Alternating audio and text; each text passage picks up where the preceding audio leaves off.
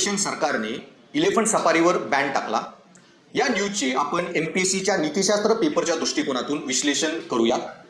So इलेफंट सफारीमध्ये काय चुकीचे आहे? सो फर्स्ट ऑफ ऑल इलेफंट तर एंडेंजर स्पीसीज आहे, त्याच्यामुळे त्या स्पीसीजचं आपण तर कॉन्झर्वेशन केलं पाहिजे। आणि सेकंडली जेव्हा मेकॅनाइज्ड व्हेकल्सचा आपल्याकडे ऑप्शन असताना इलेफंट सफारी आपण का अजून चालू ठेवले आहेत, हा एक नैतिक प्रश्न आहे। आणि त्याचबरोबर नीतिशास्त्रामध्ये मनुष्याला साधन नव्हे तर एक साध्य म्हणून वागवले जावे। Human being is not a means but an end in itself. आणि त्याच दृष्टिकोनातून प्रत्येक जनावरालाही आपण साधन नव्हे तर साध्य म्हणून वागवलं पाहिजे। प्रत्येक जनावराचं एक स्वतःचं एक असं अंतर्निहित मूल्य आहे, त्याचं स्वतःचं एक जीवन आहे आणि त्याला आपल्या जीवनावर पूर्ण अधिकार आहे।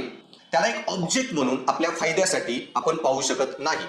इलेफंट सफारी म्हणजे जनावरांना किंवा हत्तींना फक्त एक युटिलिटी, एक उपयुक्ततेच्या दृष्टिकोनातून बघण्यासारखं आहे। आणि त्याचबरोबर नैतिकतेमध्ये नैतिक दर्जा प्राण्यांचा कशावर ठरवला जावा याच्यामध्ये सर्वात सर्वमान्य असा एक ग्राउंड आहे, जो म्हणजे सेंटिमेंटॅलिझम, संवेदनावाद। आणि प्रत्येक प्राण्याला, सजीवाला जो भावना व्यक्त करू शकतो, एक्सपिरियन्स करू शकतो, जो स्टिम्युलसला रिस्पॉन्ड करतो, उत्तेजनांना प्रतिसाद देतो, त्या प्रत्येकाला नैतिक मूल्य आहे आणि त्याचं नैतिक मूल्य आपण जपलं पाहिजे, त्याचे नैतिक अधिकार आपण जपले पाहिजे। आणि त्याचबरोबर कांतियन नीतिशास्त्रानुसार आपण जगाशी, इतर मनुष्यांशी, इतर प्राणी मात्रांशी त्याच नियमाने वागावे ज्या नियमाने तुम्हाला वाटते की जग तुमच्याशी वागावे।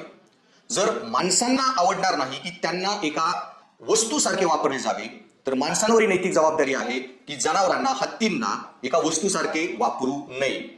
आणि त्याचबरोबर कांत हेही सांगतो की नीतिशास्त्रामध्ये माणसांवर एक नैतिक उत्तरदायित्व आहे।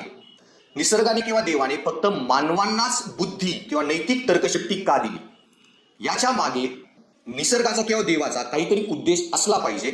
आणि ही तर्कशक्ती देण्यामागे जो उद्देश आहे तो म्हणजे की आपण या प्राण्यांचा किंवा आपण कोणती कृती करताना नैतिकतेचा जरूर विचार केला पाहिजे।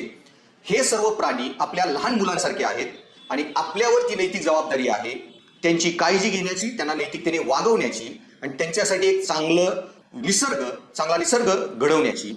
आणि आपण हे जाणलं पाहिजे की we are not the only species on this planet. या पृथ्वी तलावरील मनुष्य हा एकमेव प्राणी नाही, ते इतरही प्राणी आहेत आणि ते आपल्या भोगासाठी नाहीत। आणि नैतिक या जबाबदारीतूनच आपण त्यांच्याशी वागले पाहिजे।